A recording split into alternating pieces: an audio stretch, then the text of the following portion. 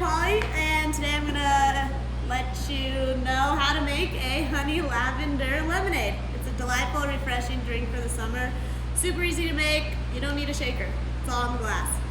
So you're gonna take this Montaña's Platino, pour about 2.5 ounces in this glass, and then we have our homemade honey lavender, simple, or like honey lavender syrup. It's just honey with lavender infused for a few days.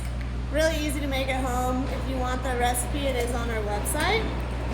So get like an ounce of that in there. Cut up a nice lemon. Squeeze a whole lemon. And when I cut the lemon, I usually cut a little piece off for the garnish at the end. And then I like to put a few mint leaves in, make it all pretty and summery. Finish it top it with some soda water.